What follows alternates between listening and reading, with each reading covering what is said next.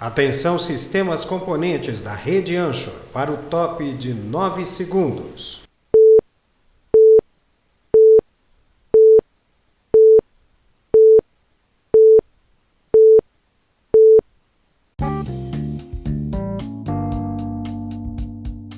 Se você nunca ouviu falar sobre o Anchor, essa é a maneira mais fácil de fazer um podcast.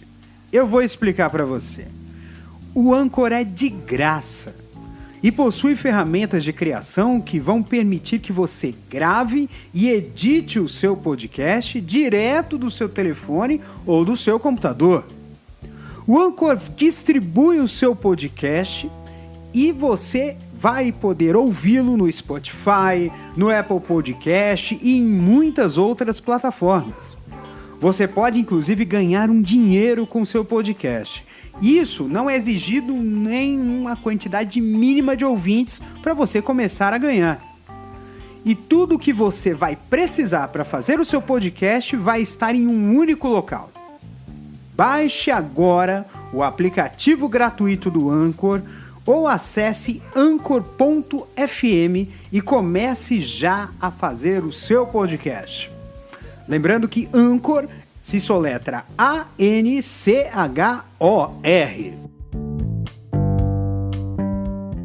Este programa da Rede Tupi de Televisão foi aprovado e liberado pelo Serviço de Censura Federal para ser exibido neste horário.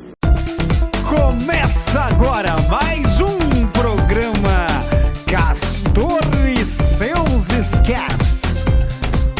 Apresentação André Arruda.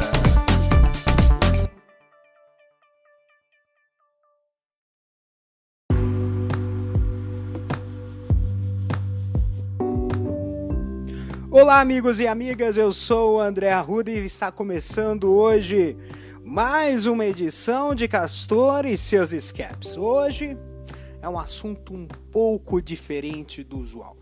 Isso porque em 18 de setembro de 1950, a TV no Brasil teve a sua estreia oficial, né? Por iniciativa do empresário Assis Chateaubriand, empresário e dono de meios de comunicação, né? Jornais e rádios, né? No Brasil inteiro. Ele resolveu, né, trazer a TV para o Brasil, né, e montou a primeira estação de TV da América Latina, a TV Tupi. A TV Tupi teve apenas 30 anos, né, de existência, encerrou as suas atividades em 1980, por um problema de falência, né? Mas a gente pode falar de outras coisas em relação a isso, né? E a gente tem que ver essa caixa preta que molda a nossa forma de ver o mundo, né? Os meios de comunicação de massa aceleraram muitos processos culturais e até mesmo políticos e comportamentais da sociedade humana, né? Desde o seu advento efetivo no século XX, né? Os meios de comunicação de massa, né? E a TV foi um dos meios de comunicação que teve, no decorrer do século XX, o maior avanço. Só perdeu para a internet, né? Se você for fazer uma pesquisa na internet, os meios de comunicação que atingiram 1 bilhão de usuários, né, ou espectadores, né, você vai ver que o rádio levou cerca de 50 anos para atingir essa marca. A TV levou cerca de 40 anos para atingir essa marca. O telefone, mais de 100 anos, né? E a internet não levou nem 10 anos para atingir esse patamar de 1 bilhão, né, de pessoas atingidas por esse meio de comunicação. Mas esses meios anteriores, né, a gente precisa fazer a ressalva, né? A gente precisa ressaltar, enaltecer a TV, porque a televisão, ela ainda traz impacto sobre a internet, né? Ainda traz impacto sobre a nossa vida, por assim dizer, né? Porque a única coisa que você precisa é estar em um local onde tenha uma estação de televisão por perto e você tenha um aparelho de televisão com uma antena para receber esse sinal, né? A internet, você precisa ter uma assinatura de internet, você precisa, além do dispositivo, né, para ter acesso à rede mundial de computadores, né? Então, esse recurso faz com que ainda se tenha relevância a televisão em nosso meio. E sem mais delongas, vamos começar hoje o episódio de hoje.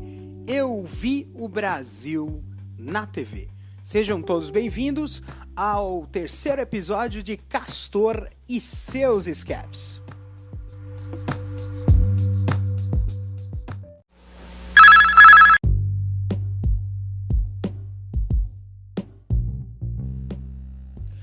Por que eu coloquei esse nome, né? Eu vi o Brasil na TV. Tem uma música do Chico Buarque chamada Bye Bye Brasil. E um dos versos dessa música é Eu vi o Brasil na TV. A época em que essa música foi lançada é uma época bastante emblemática, né? Porque era uma época em que havia muitos artistas brasileiros exilados e que estava quase próximo do que a gente chama, do período que a gente chama de anistia. Então houve uma espécie de abertura política em que muitos políticos, muitos artistas que se exilaram, saíram do Brasil por conta da ditadura militar, voltaram, né? E encontraram um Brasil, né, um pouco diferente, né? E uma das coisas que trouxe de diferença foi a penetração, no bom sentido, claro, da televisão no território nacional. Então, houve um incentivo muito grande para a aquisição de televisores, né? E também houve um avanço muito grande nas telecomunicações para que houvessem redes nacionais de televisão. Apesar de que a única rede que tinha essa penetração toda no Brasil inteiro era, na década de 70, a Rede Globo de televisão, né? Então a Rede Globo, ela teve, de certa forma, durante o regime militar, alguns benefícios, né? Para que atingisse esse nível de grandeza, porque nós sabemos muito bem, né, que o Brasil é um país de dimensões continentais, cara. É um país enorme, cara. Imagine só implantar uma rede de televisão com o início, né? O início das comunicações via satélite começou no final da década de 60, início da década de 70. Na verdade, o Brasil, ele entrou num consórcio, né, internacional, né? Intelsat, se eu não me engano é Intelsat, se eu não me engano. E passou a ter acesso à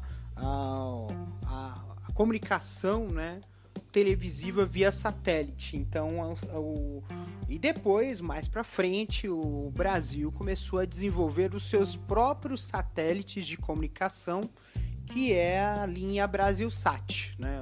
O satélite Brasilsat 1, 2, 3 e assim vai. Eu nem sei mais quantos satélites Brasilsat existem até porque os satélites têm um período de vida útil, depois de um tempo já não servem mais, né? E aí eles viram lixo espacial.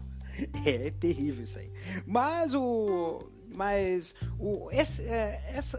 Essa questão, né, da televisão, a influência da TV no Brasil e também algumas histórias um pouco pesadinhas, não exatamente pesadas, né, mas são histórias que vale a pena a gente colocar para colocar essa questão em debate, né? Então vamos para o próximo tópico para a gente conversar um pouco mais sobre o começo dos começos.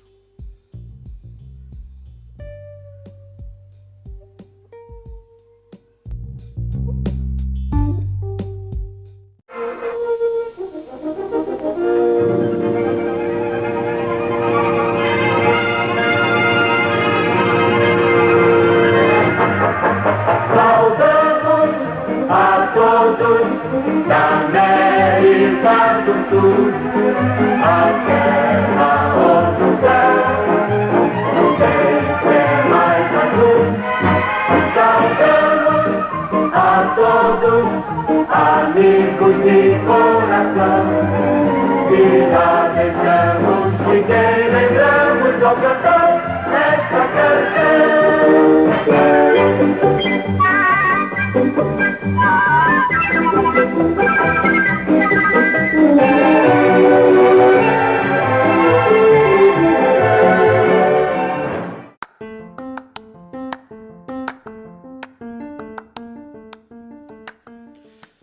Bem, falar um pouquinho sobre a história, né? O começo dos começos, né? A TV brasileira, né? Começou na década de 50, aquela TV preto e branco que era praticamente o móvel inteiro da sala, né?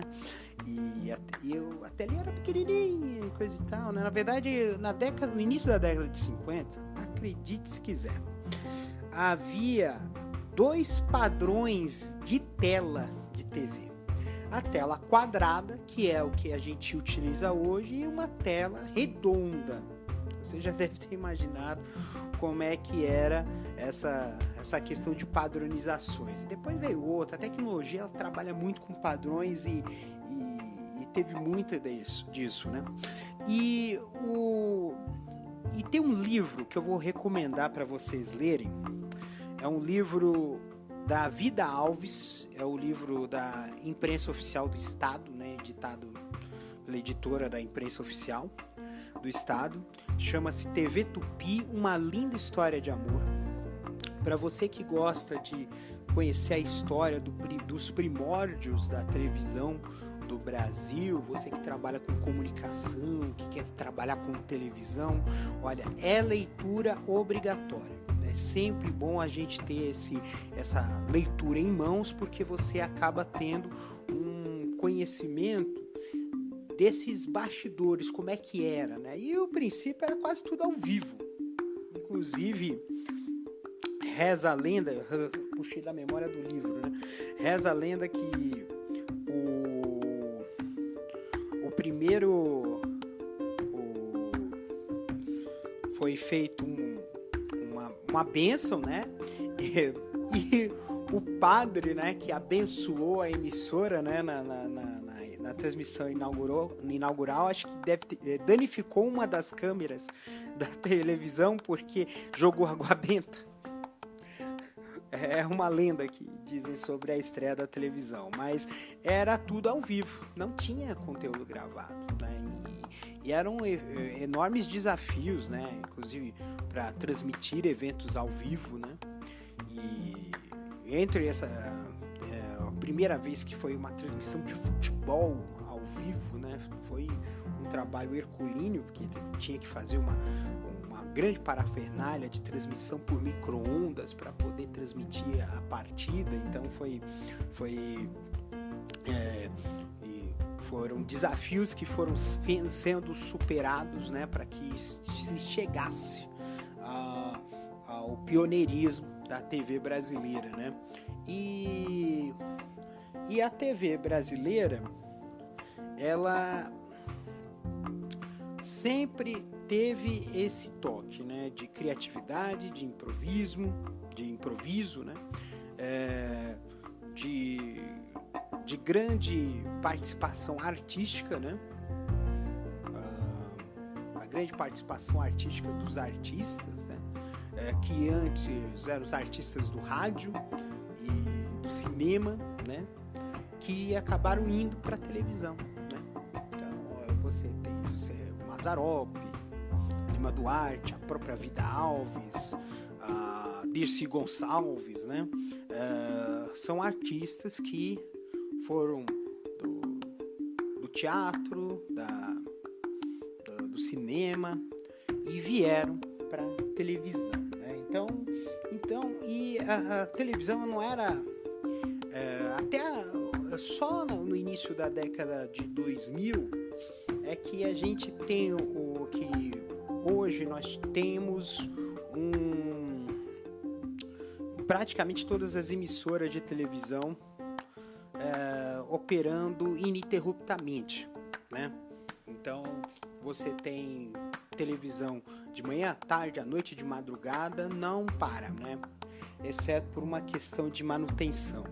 Mas no começo a televisão só operava no começo da tarde até o final da noite, até umas 10 horas da noite, depois encerrava. E uma das coisas que fez muito sucesso, né, naquela época, né, era o encerramento da transmissão da televisão, né, aquele comercial do cobertor Paraíba, né,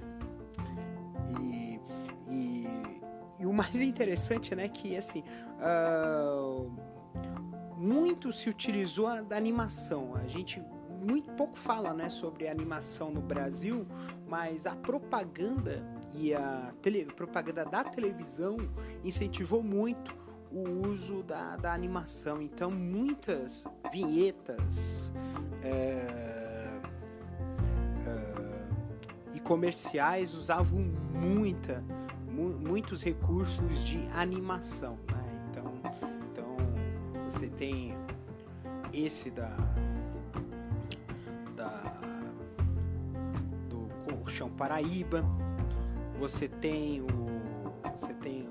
os comerciais da Esso, os comerciais da Frigidaire, os comerciais da Pernambucanas, né? Os comerciais da Varig, né? Que eram todos em animação, né? E um dos últimos que teve de animação, que até foi passado para a TV colorida e depois foi ampliando, né?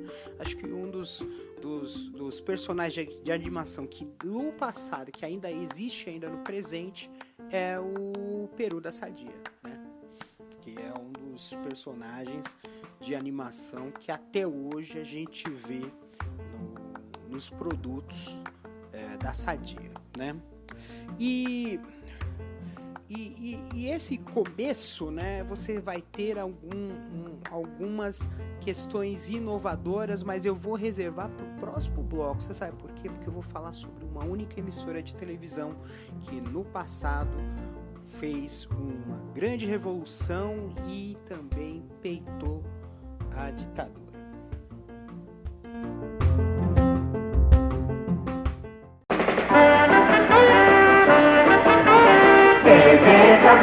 TV Santo, Canal 9, a melhor programação.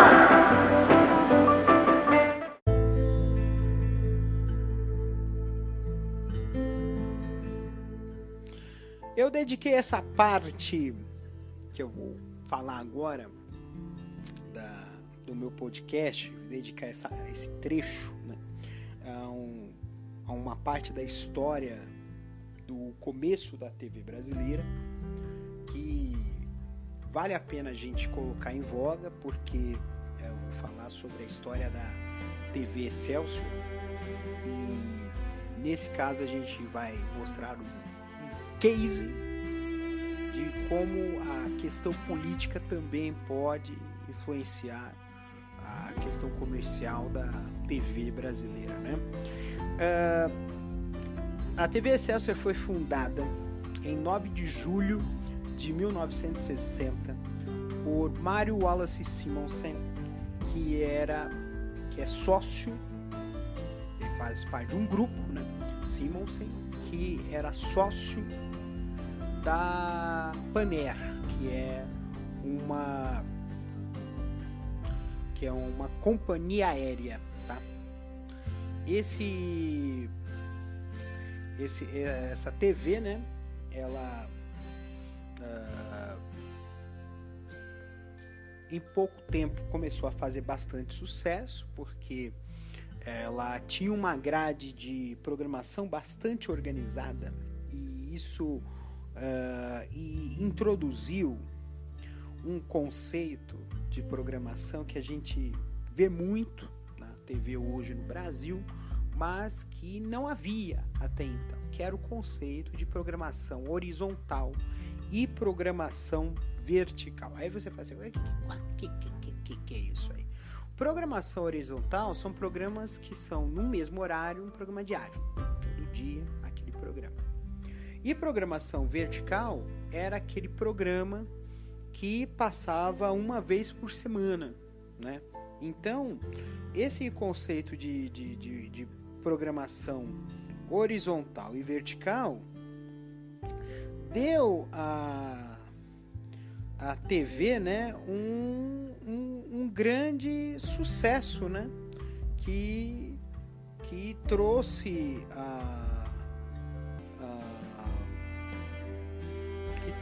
a emissora, né, um grande atração do público, né, porque o público sabia que naquele dia ia passar o programa que ele gosta, ou naquele horário o programa que ele acompanha, né? E isso fez com que a TV, né, Excelsior fosse bastante sucedida. Inclusive, né, a TV Excelsior foi a primeira emissora no Brasil a transmitir em cores usando o sistema NTSC em 1962, ou seja, 12 anos antes da TV brasileira chegar oficialmente às cores, em 1974, a TV Excelsior fez a sua primeira transmissão em cores, né? Então, 2 anos depois, inclusive, 2 anos depois, a TV Tupi começou a transmitir em cores, a Record também começou a transmitir em cores, né? Porém, os aparelhos de televisão NTSC, que são os aparelhos americanos, né, eram muito caros, né? Então o sistema não foi para frente, né? Aí depois tentou se repensar, né? Essa parte aí da TV em cores é um assunto que a gente tem que colocar também em voga, porque envolve outras coisas que a gente precisa dar uma olhada, porque é muito complicado, cara. E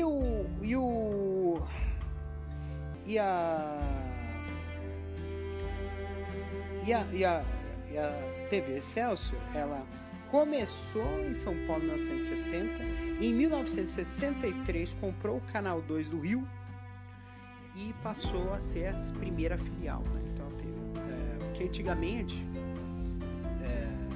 um mesmo grupo empresarial não poderia ser dono de mais de um quer dizer, poderia ser dono de mais de uma emissora, né, de TV, né? Então começou-se a ter um conceito, né, de rede de televisão. Então foi uma outra inovação que a TV Excelsior trouxe para a TV brasileira, até porque a TV Tupi tem a TV do Rio, TV Tupi do Rio, mas a TV Tupi do Rio era considerada como concorrente da TV Tupi de São Paulo, então era diferente essa questão. E o e a e o e a TV Excelsior, deixa eu só verificar aqui se foi a primeira, se foi a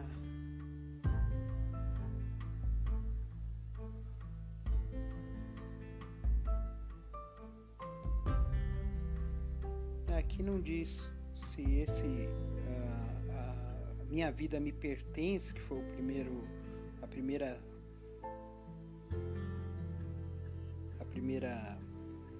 novela. A primeira novela deve ter sido na Tupi, Minha Vida Me Pertence, né? Sua Vida Me Pertence, né, era o nome da novela. Mas assim,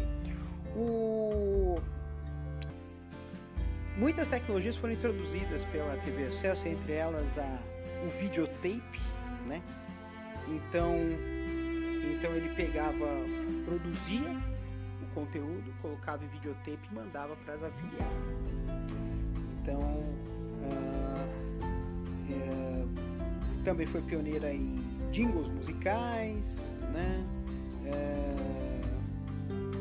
Para anunciar a próxima atração, previsão do tempo, hora certa, né? Então foi a primeira a ter um logotipo, né?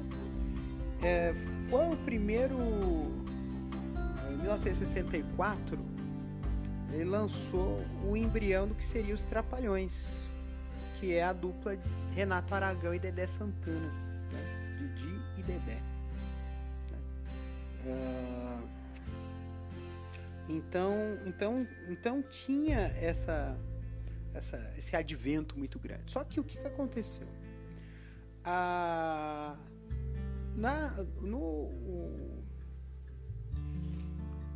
O Mário Wallace Simonsen era um liberal democrata. Então ele não concordava com o golpe de 64, tá? E por conta disso, ele passou a usar a TV Excelsior para dar uma postura muito crítica em relação ao regime. E o regime militar não deixou barato, né? Então, o que ele aconteceu? Começou a ter a censura, mas a Excelsior sempre...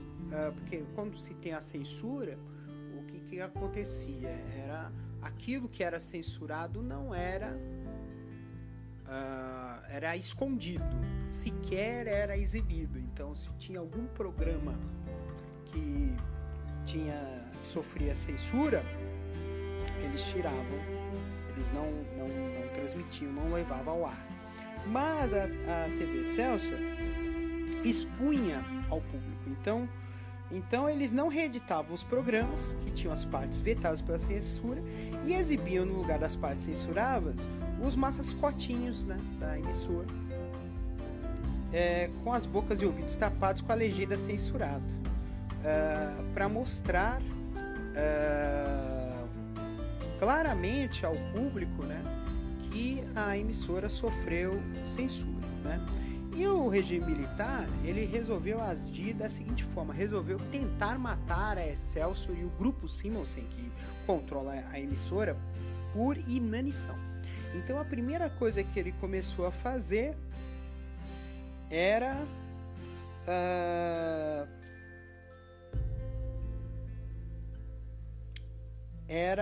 fazer era mexer com os empreendimentos do grupo. E aí, o que aconteceu? Em 1965, foi extinta a Paner. E o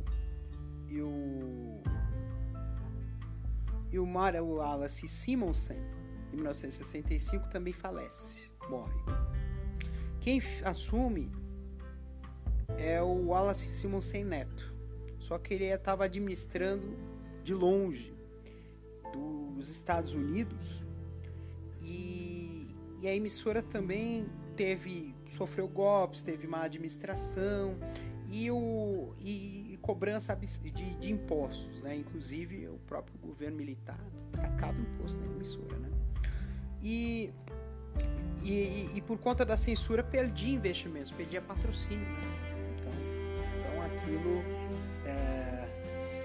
naquela época, né? Então aquela história do quem lacra não lucra fazia sentido. Hoje já não é mais assim. E aí tentou se vender a emissora para a Folha da Manhã, que Folha da Manhã é o grupo que depois se tornou a Folha de São Paulo, né? Só que vendeu e depois voltou de volta, né? Adquiriu novamente a TV por completo, mas as instalações da TV continuaram pertencendo ao jornal. Então aí depois o que aconteceu? Começou a se endividar demais. E aí o que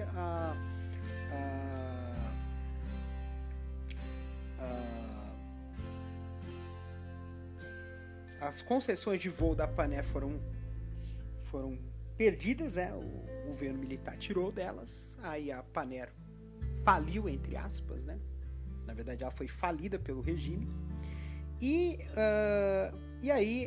para piorar, ocorreram 2 incêndios nas instalações da emissora, o primeiro em 69 e o segundo em 70, que destruiu quase todos os estúdios e boa parte dos acervos de imagens, né?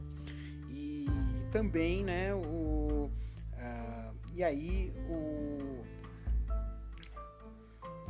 em 1970, né, o governo Médici obrigou, né, a TV Excelsior a pagar as dívidas, né, para que pagar no mínimo metade de tudo que devia. E não foi possível pagar, não honrou nenhuma das dívidas. E no dia 30 de setembro de 1970, por volta de 6h40, Ferreira Neto invade o estúdio que estava transmitindo o programa humorístico Adélio e Suas Trapalhadas e anuncia aos telespectadores que o governo federal decretara o fim da emissora. Naquele momento, alguns técnicos dos órgãos fiscalizadores da Dentel e Contel, que são órgãos que hoje seria como se fosse a Anatel da época, lacraram as antenas de transmissão e tiraram a emissora do ar, né? Isso ocorreria 10 anos depois com a TV Tupi. 10 anos depois aconteceria a mesma coisa.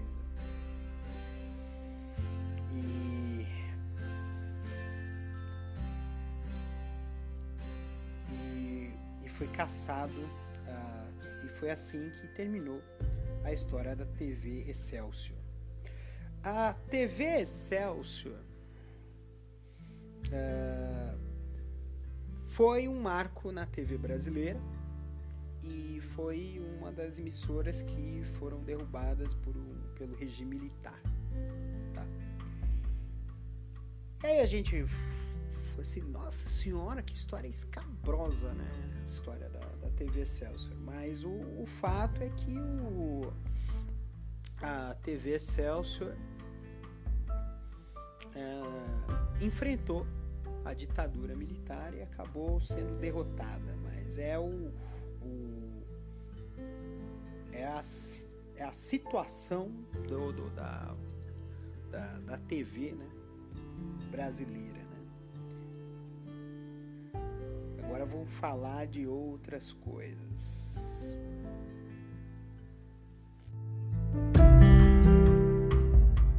Programa liberado pela censura federal para este horário.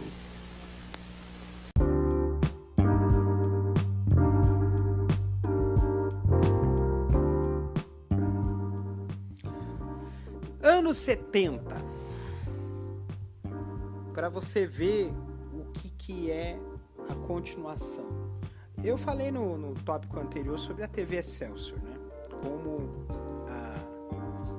a influência, né, do governo, né, pode acabar com a TV como uma emissora de televisão, né? E quando a gente fala de anos 70, a gente também vai falar sobre o advento de muita coisa, tá? E boa parte teve influência governamental, tá? Então,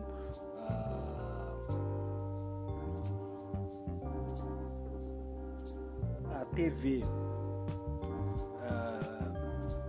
nos anos 70,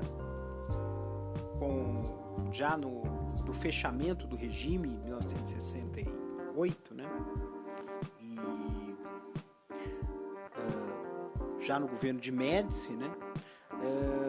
Já tinha uma ideia de usar a comunicação como uma forma de, entre aspas, integrar o país, né? Então, um dos primeiros pontos que foi colocado aí foi a entrada, né, do Brasil no consórcio, né, Intelsat. Acho que é Intelsat.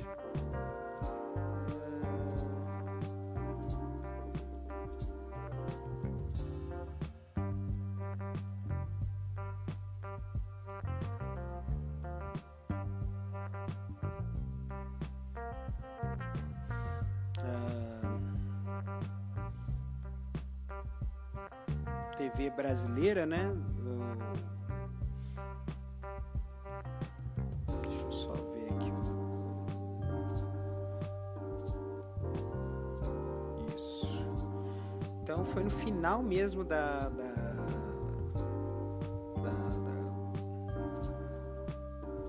década de 60 que começou um processo de integração, né? Usando as telecomunicações, né? E sobretudo a televisão, né? Então, em 1969 foram instaladas as primeiras torres de transmissão por satélite, né? Então, a TV via satélite estava chegando, né? No Brasil, né? Para que houvesse a ligação direta entre o Brasil e o resto do mundo, tá? Então, se foi em 69, significa que a Copa de 70 foi a primeira Copa do Mundo em que o Brasil acompanhou ao vivo, né, as transmissões por causa da transmissão por satélite, né? Então isso trouxe de fato uma mudança, né, no Brasil, né? Também em 1969 iniciou-se o primeiro telejornal em rede de televisão do Brasil. Na verdade, estava ensaiando o início de redes de transmissão, né? Porém, quer dizer, isso com a TV Excelsior, né? O conceito de rede começou com a TV Excelsior, né? E em 1965, né, a Rede Globo de televisão saiu do papel, foi inaugurada no Rio de Janeiro, né, em 26 de abril de 65.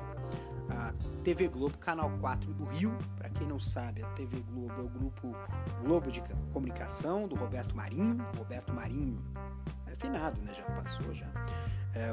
O Roberto Marinho herdou com idade ainda jovem, né, o jornal do pai que falecera e expandiu as suas comunicações. Começou no jornal, foi para o rádio e aí passou para o rádio na década de 40 e na década de 60 construiu a sua televisão. Por falar em televisão, é sempre importante a gente falar sobre isso. Tem um documentário pelo Channel 4 da Inglaterra que se chama Muito Além do Cidadão Kane. Também um documentário que vale a pena a gente assistir, né? Porque fala muito da história da televisão, mas também fala muito dessa questão da influência política na televisão. E a Rede Globo, na década de 70, foi bastante beneficiada por isso. Então, o primeiro telejornal em rede do Brasil, que transmitia via satélite para o Brasil inteiro, foi o Jornal Nacional. O Jornal Nacional em 1969. Então, o Jornal Nacional em 2019 completou 50 anos. Bem,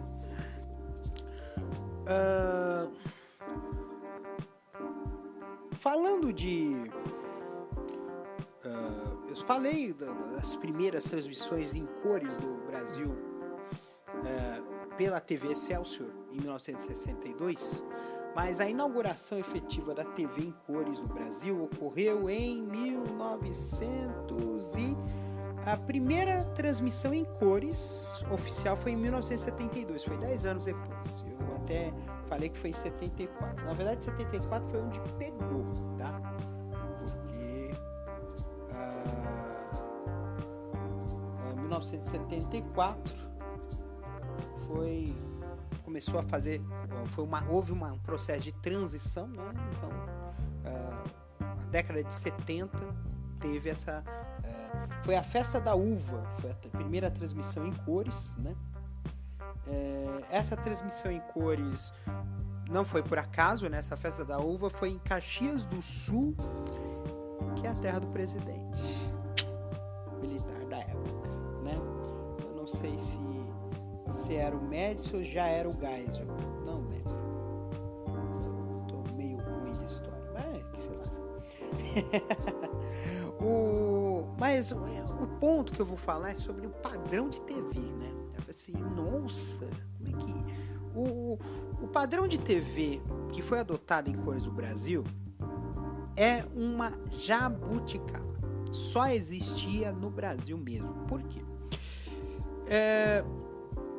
Poderia ter usado o padrão NTSC americano. Eu disse, por que poderia ter sido usado o padrão NTSC?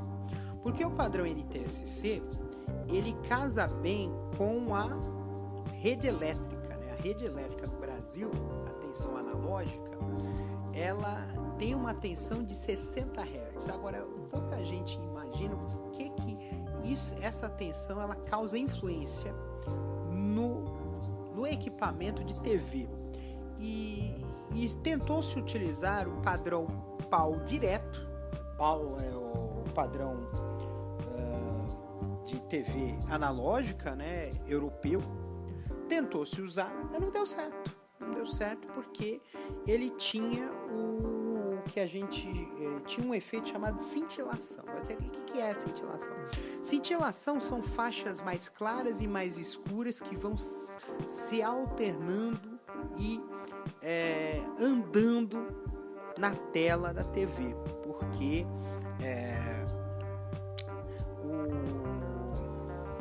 a tela a energia elétrica, quer dizer, na verdade, o esquema da TV, ele funciona casado com a frequência da rede elétrica, né? Então por isso que não era possível trazer o padrão, né? Eles consideraram que era um padrão mais barato, teve uma influência forte da Rede Globo, né? Para poder trazer esse padrão nesse sentido, né? E foi feito uma adaptação, né? Então foi feito a gente chama de o padrão brasileiro é o pau-M, então ele utiliza o mesmo sistema europeu, mas ele trabalha com um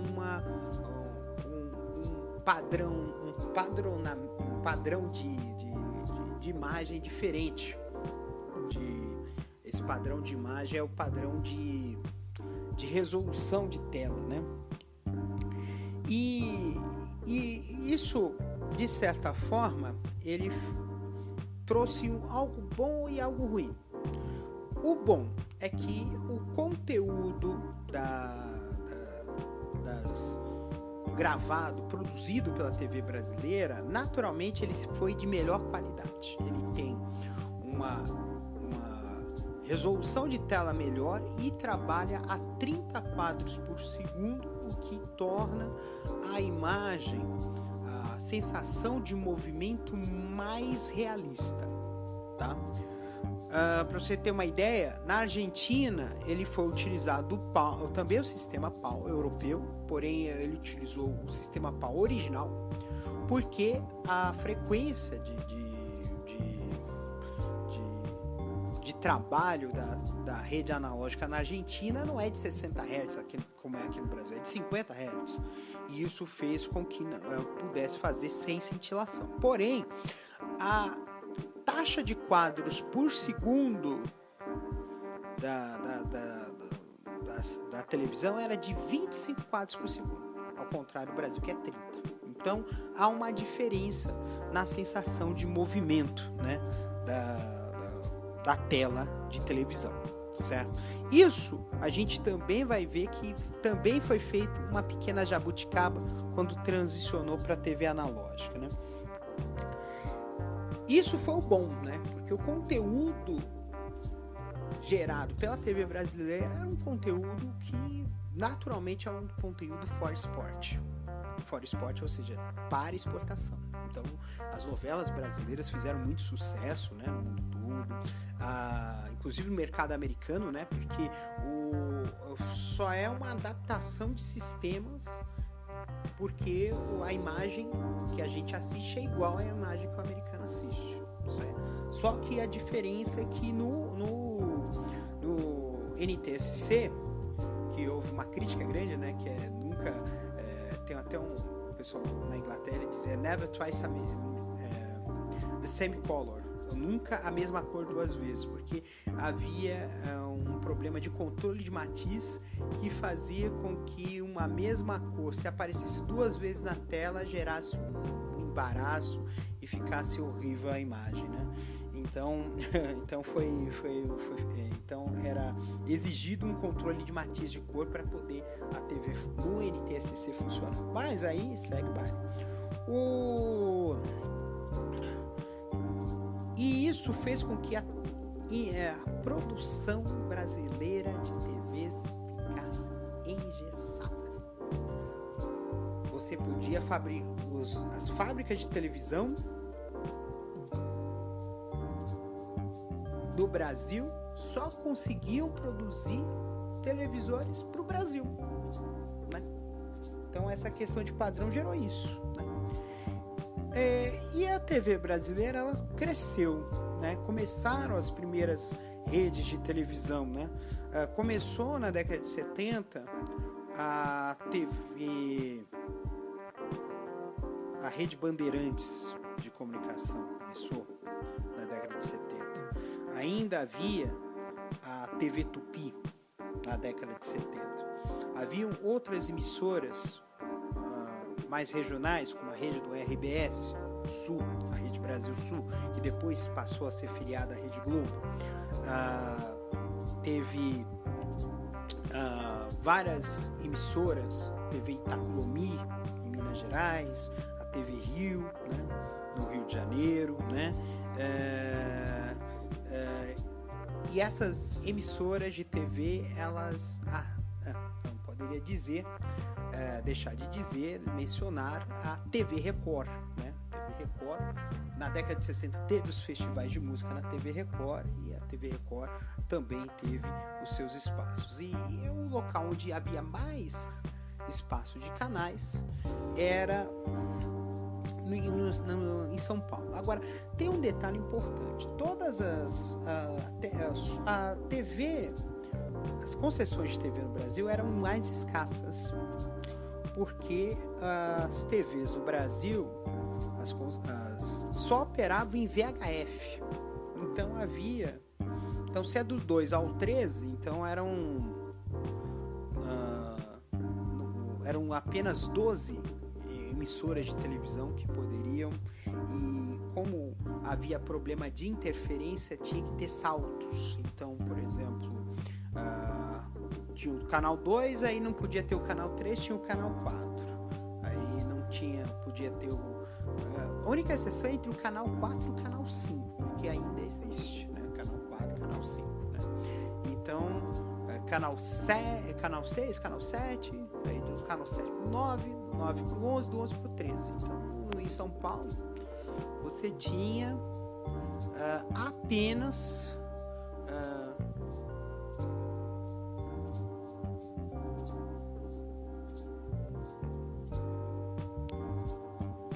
sete emissoras de televisão, né? 7 emissoras de televisão até a década de 80, chegou a ter, eram 7, quer dizer, foram acho que 3 ou 4, depois foi para 5, depois caiu para 4, depois foi para 6 e depois voltou a ser 7, quer dizer, passou a ser 7 emissoras somente de televisão no estado de São Paulo. E isso na década de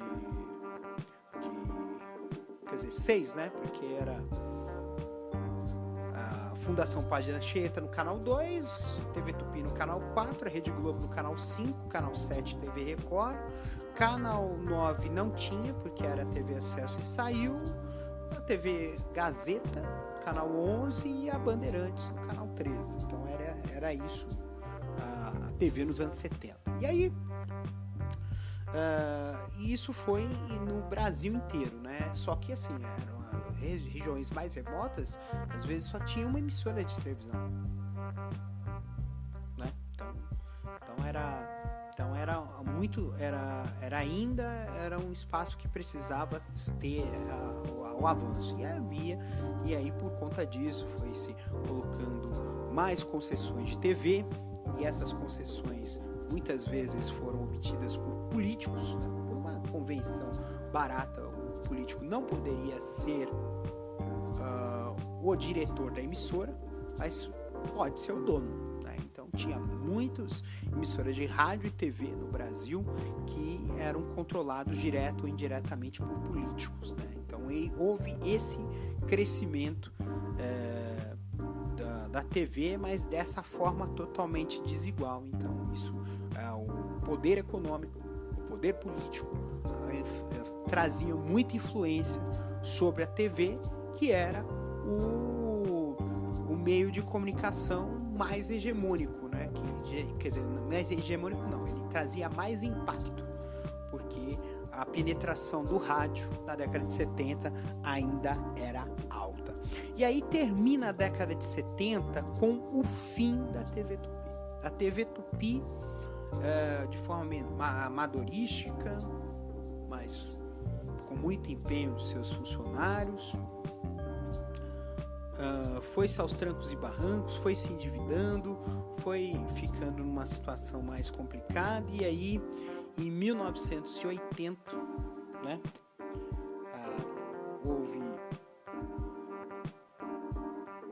em 1980, em 16 de julho de 1980, foi fechada a Rede Tupi de televisão, né?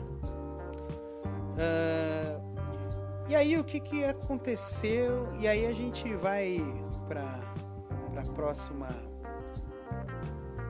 próxima parte, que é a parte da década de 80, que é o período em que a TV teve um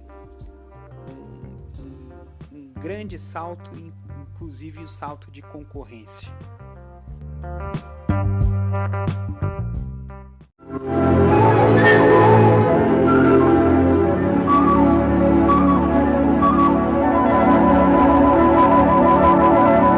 Rede Tupi.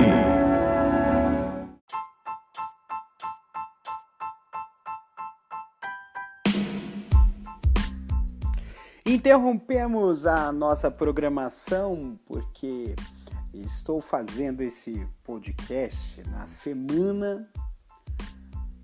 na última semana de setembro, 1ª de outubro. E bem no meio dela, no dia 30 de setembro, é uma data especial para todos nós, que é o Dia Internacional do Podcast, né? E a gente tem que lembrar essa data porque, vamos dizer que o podcast hoje é uma forma de mandar conteúdo bastante democrática, por assim dizer, né? Porque você não precisaria ter muitos recursos, só um gravador na mão e uma ideia na cabeça, por assim dizer, e você começa a produzir os seus episódios em podcast, ainda mais com essa ferramenta fantástica aqui, que é o Anchor.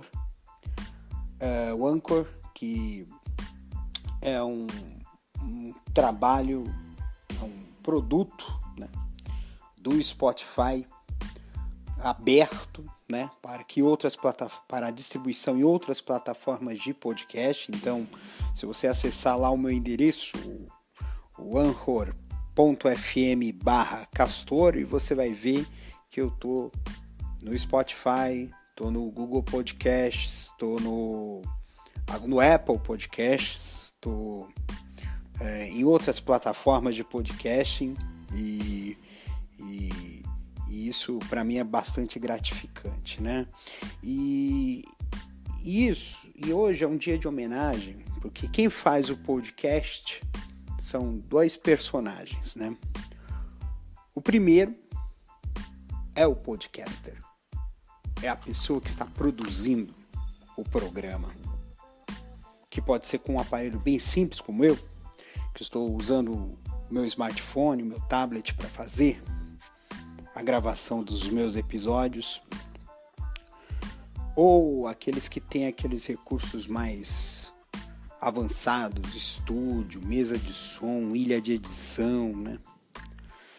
E o outro personagem é você que está ouvindo, né? Porque nós estamos jogando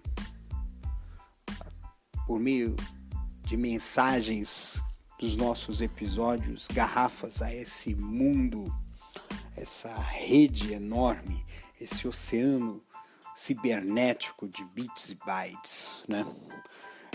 Porém, a gente está fazendo mais ou menos aquilo que o locutor, o radialista fazia 40, 50, 60, 70, 80 anos atrás. Mas em vez dos bits e bytes, eram antenas de rádio. E o podcast, ele hoje é um conteúdo que informa, é um conteúdo que diverte, é um conteúdo que debate, é um conteúdo que faz a gente conhecer coisas novas.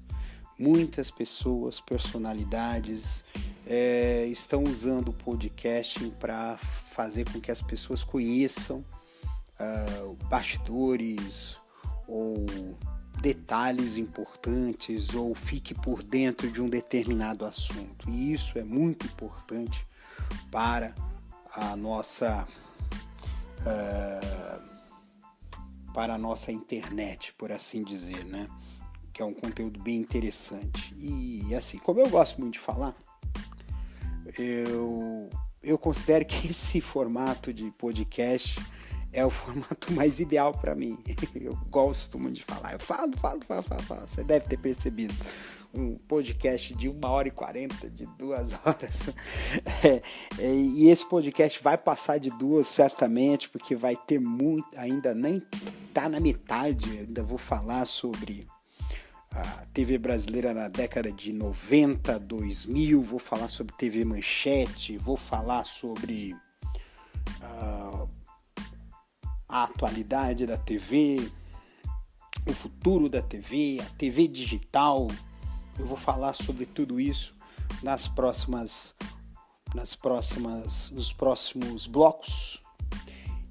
Mas esse momento é o momento da homenagem que eu, como iniciante num podcast com uma certa periodicidade, quase semanal,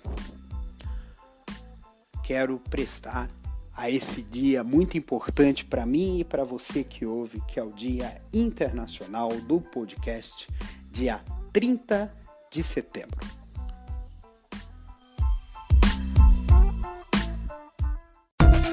Você acabou de ouvir Castor e seus escapes. Mais uma produção da Castor AMT. www.castor.com.br.